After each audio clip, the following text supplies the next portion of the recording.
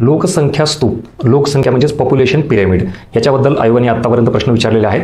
आणि जनरली आपण अर्थशास्त्रामध्ये याचा संदर्भ घेतो विकसित आणि अविकसित देशासोबत. म्हणजेच आपल्याला हे जे पिरॅमिड दिसतं इथं, ह्याचे वेगवेगळे शेप्स आहेत. हा एक जो इथं मेन्शन केलेला आहे ह्याच्या एक्झॅक्टली अपोजिट असा पण एक शेप असतो. आणि मग या पिरॅमिडच्या वेगवेगळ्या शेपनुसार आपण अर्थव्यवस्थेचंही आकलन करू शकतो.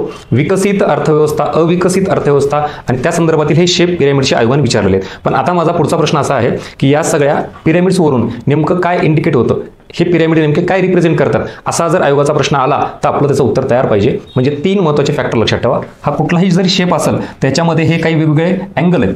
हा व्हर्टिकल जो अँगल आहे तो काय रिप्रेझेंट करतो, एज ग्रुप, एज स्ट्रक्चर. आणि हा हॉरिझॉन्टल जो आहे तो काय करतो, लोकसंख्या नेमकी किती आहे, पॉप्युलेशन. हे 2 फॅक्टर झाले. तिसरा आहे मेल आणि फिमेल, ज्याला आपण सेक्स रेशो म्हणतो. म्हणजे इथं हा कलर रिप्रेझेंट करतो मेलला ही साईड, आणि इकडं हा कलर आणि ही साईड फिमेलला. एकंदरीत आपल्याला काय कळालं, एज स्ट्रक्चर हे इथं 0 पासून ते इकडे वर 85+ म्हणजे 100, आणि एकूण लोक किती आहेत ते याच्यावरून कळालं. त्यातही स्त्रीचं प्रमाण किती आहे, पुरुषांचं प्रमाण किती आहे, असं सगळं हे कशावरून कळतं, या लोकसंख्येच्या पिरॅमिडवरून. आणि मग याचा टॉप, याचा बॉटम, नॅरो, ब्रॉड ह्याच्यावरून वेगवेगळ्या देशाला आपण ते वर्गीकरण करतो. इथं त्यातही अजून हे इथं जेवढा हा खाली बेस ब्रॉड असेल ह्याचा अर्थ तेवढी या वयोगटातील लोकसंख्या जास्त.